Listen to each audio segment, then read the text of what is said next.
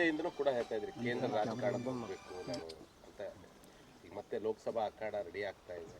So ಹೇಗೆ ಸಿದ್ಧತೆ ಮಾಡ್ಕೋತಾ ಇದ್ದೀರಾ ಹೇಗೆ ಬೀದರ್? ಇಲ್ಲ, ನಾನು ಪಕ್ಷದಲ್ಲಿದ್ದೀನಿ.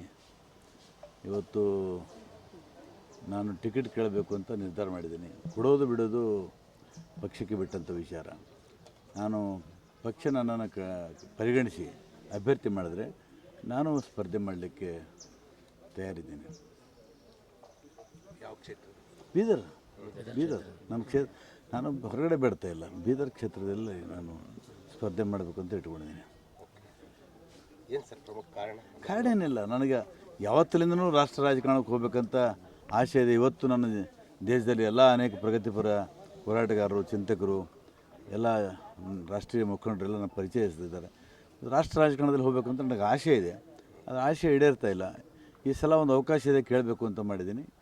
ಪಕ್ಷ ಟಿಕೆಟ್ ಕೊಟ್ಟರೆ ನಿಲ್ತೀನಿ. ರಾಜ್ಯ ರಾಜಕಾರಣ ಸಾಕಾಗಿಲ್ಲ, ನನಗೆ ಸ್ವಲ್ಪ ವ್ಯಾಪಕವಾದಂಥ ಈ ಕೆಲಸ ಬೇಕಾಗಿದೆ ದೇಶದಲ್ಲಿ.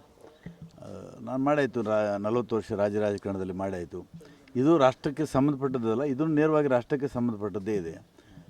ಆ ಕಾರಣಕ್ಕಾಗಿ ನಾನು ನಿರ್ಧಾರ ಮಾಡಿದ್ದೀನಿ. ಈ ಬಗ್ಗೆ ಏನಾದರೂ ಚರ್ಚೆ ಮಾಡಿದರೆ ಸರ್? ಇಲ್ಲ, ಚರ್ಚೆ ಯಾರ ಹತ್ರ ಏನೂ ಮಾಡಿಲ್ಲ. ಸಿದ್ದರಾಮಯ್ಯವ್ರ ಕಿವಿ ಒಂದು ಸಲ ಹಾಕಿದ್ದೀನಿ ನಾನು ಸ್ಪರ್ಧೆ ಮಾಡಬೇಕು ಅಂಥೇಳಿ.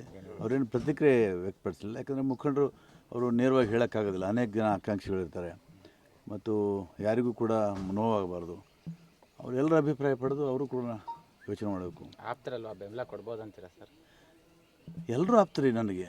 ಖರ್ಗೆ ಅವರು ನನಗೆ ನನಗೆ ಭಾಳ ಪ್ರೀತಿಯಿಂದ ನೋಡ್ತಾರೆ. ಅವರು ರಾಷ್ಟ್ರೀಯ ಅಧ್ಯಕ್ಷರು. ಇವತ್ತು ಸಿದ್ದರಾಮಯ್ಯನವರು, ಡಿ ಕೆ ಶಿವಕುಮಾರ್ ಅವರು ಎಲ್ಲರೂ ನಿರ್ಧಾರ ಮಾಡಿದ್ರೆ ನಾನು ಸ್ಪರ್ಧೆ ಮಾಡೋಕ್ಕೆ ತಯಾರಿದ್ದೀನಿ.